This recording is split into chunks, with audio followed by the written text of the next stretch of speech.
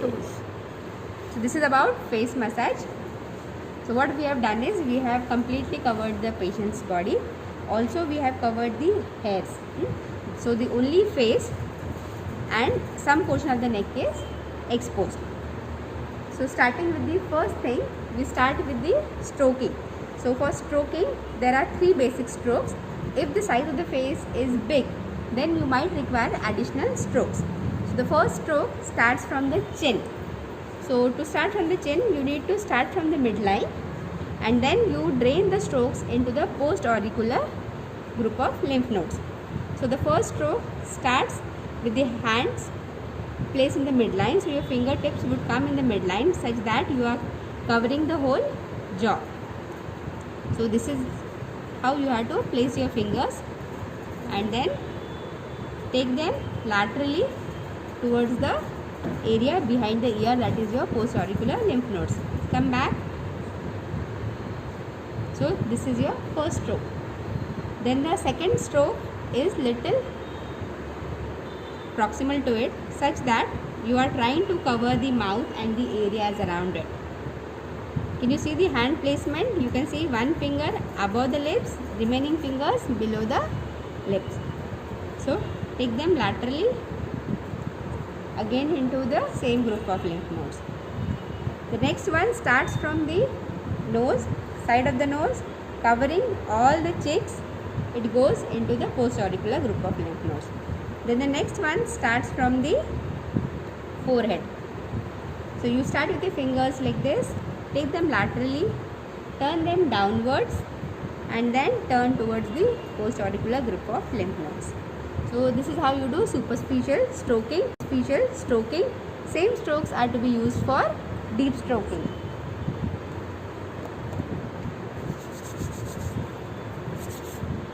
So deep stroking, I will show you the strokes. First stroke, second stroke, end with a firm pressure. Then the third stroke and the fourth stroke. So this way you do the superficial stroking and then effleurage. After that comes is kneading. So kneading, you start with your flat surfaces of the fingers.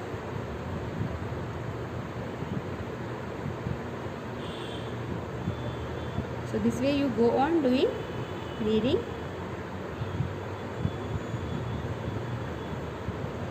Second, for the cheeks, make use of the fingertips.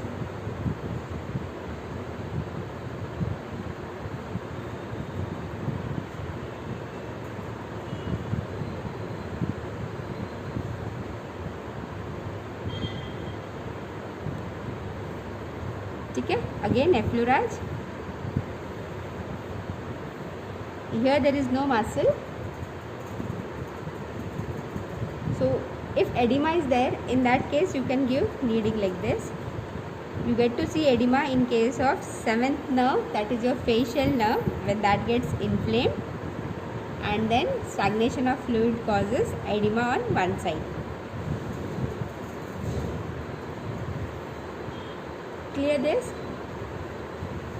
Once this is done, there is something called as ringing. We do not do pickup. What we do is plucking. So plucking is just lifting the skin like this, and you can do it on one side like this, or you can do it on both the sides. So you just lift the skin and then release. Okay? Then next you do effleurage. After that is your ringing technique.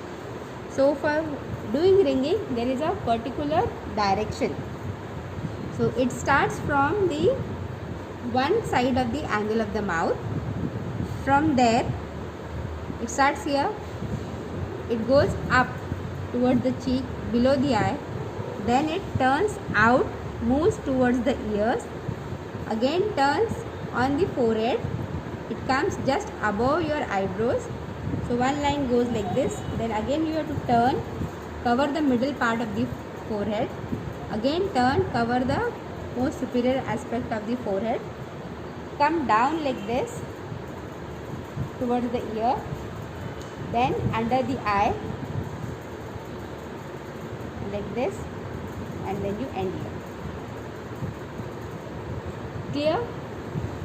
So this is the direction of ringing. Okay? Now I will show you how it is to be done. So for that you cannot make use of all 5 fingers, just make use of your index finger, middle finger and thumb on the opposite side. So lift it, start ringing.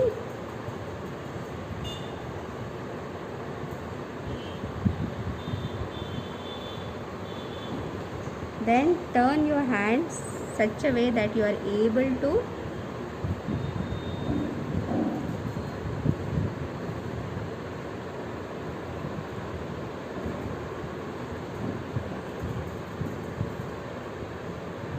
can you see the skin and the underlying muscle lifted, as well as it is being wrung in between the fingers and the thumb.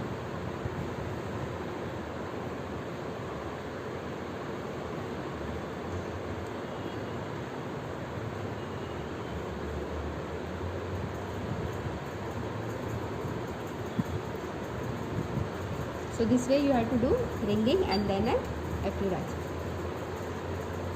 Clear?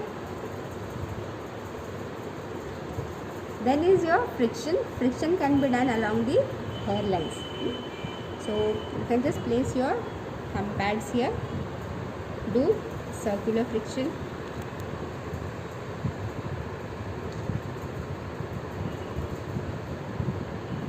So like this, like this, like this, you cover the hairline.